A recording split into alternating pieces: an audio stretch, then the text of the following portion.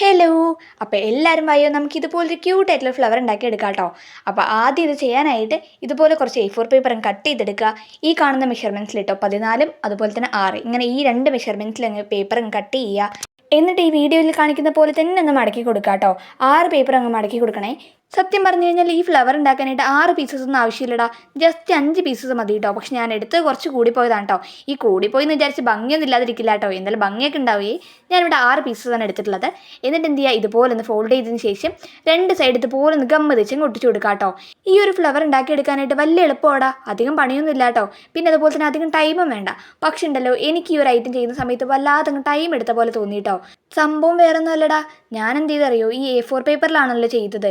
ഈ A4 പേപ്പറിനെക്കാട്ടി എത്രയോ നല്ലതാണ് കളർ പേപ്പർ. കളർ പേപ്പറിൽ ചെയ്താണ് നമ്മൾ ഇതുപോലെ മാർക്കർ വെച്ചൊന്നും കളർ ചെയ്യേണ്ട ആവശ്യമേ ഉണ്ടായിരുന്നില്ല. ഞാൻ ഈ A4 പേപ്പർ എടുത്ത് മടക്കി കട്ട് ചെയ്ത് ഇതുപോലെ ഒട്ടിച്ചതിന് ശേഷം ഫുൾ അങ്ങ് മാർക്കർ വെച്ച് കളർ ചെയ്യായിരുന്നു. അത് എൻ്റെ ഇത്രയും ടൈം അങ്ങ് വേസ്റ്റായി പോയത് കേട്ടോ. ഇനിയിപ്പോൾ എന്ത് ചെയ്യുക, നമ്മൾ നേരത്തെ റെഡിയാക്കി വെച്ച പെറ്റൽസൊക്കെ ഈ വീഡിയോയിൽ കാണുന്ന പോലെ തന്നെ ഒന്ന് മടക്കി ഇതുപോലെ ഒന്ന് വെച്ച് കൊടുക്കുക കേട്ടോ. എന്നിട്ട് അതിന് ശേഷം ഒന്നിലും നിങ്ങളുടെ കയ്യിലുള്ള ത്രെഡ് വെച്ച് കെട്ടിക്കൊടുക്കാം, അല്ലെങ്കിൽ ഞാൻ ഇവിടെ ഉണ്ടല്ലോ ഈ റബ്ബർ ബാൻഡാണ് ഇട്ട് കൊടുക്കുന്നത്. അപ്പോൾ കുറച്ചും കൂടി ടൈറ്റിൽ അങ്ങ് നിന്നോളൂ കേട്ടോ. ത്രെഡ് വെച്ച് കിട്ടിയാലും കുഴപ്പമൊന്നുമില്ല. നേരത്തെ ഇതുപോലെ റബ്ബർ ബാൻഡ് ഒന്ന് നേരെ നല്ല ടൈറ്റാക്കി ഒന്ന് ഇട്ട് കൊടുക്കുന്നുണ്ട് കേട്ടോ. എന്നിട്ട് ഈ പെറ്റൽസൊക്കെ ഇതുപോലെ ഒന്ന് വിടർത്തി കൊടുക്കുക കേട്ടോ. ഇനിയാണ് നമ്മുടെ മെയിൻ ഐറ്റം എന്ന് പറയാൻ പോണത്.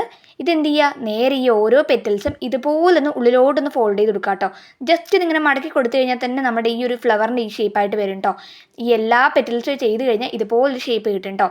ഇനിയിപ്പം നമുക്ക് പ്രത്യേകിച്ച് പണിയൊന്നുമില്ലടാ, നേരെ ഇതിന് സ്റ്റെം ലീഫൊക്കെ ഒന്ന് റെഡിയാക്കി നേരെ ആ ഫ്ലവർ ഇതിന് മണ്ടയ്ക്ക് ഒന്ന് ഒട്ടിച്ച് കഴിഞ്ഞാൽ സംഭവം റെഡി ആയി കേട്ടോ. അപ്പം നിങ്ങൾ എല്ലാവരും ഒന്ന് ട്രൈ ചെയ്ത് നോക്കുക. പിന്നെ അതുപോലെ തന്നെ എന്ത് ചെയ്യുക, ഇഷ്ടപ്പെട്ട് കഴിഞ്ഞാൽ ലൈക്കും ഷെയറും സബ്സ്ക്രൈബും ഒന്നും മറക്കണ്ട കേട്ടോ. അപ്പോൾ എല്ലാവരും ട്രൈ ചെയ്ത് നോക്കുക. പിന്നെ അതുപോലെ തന്നെ ഇഷ്ടപ്പെട്ടോ ഇല്ലയോ എന്ന് കമൻറ്റ് ബോക്സിൽ പറയാം കേട്ടോ. അപ്പോൾ ഓക്കെ, ബൈ ബൈ.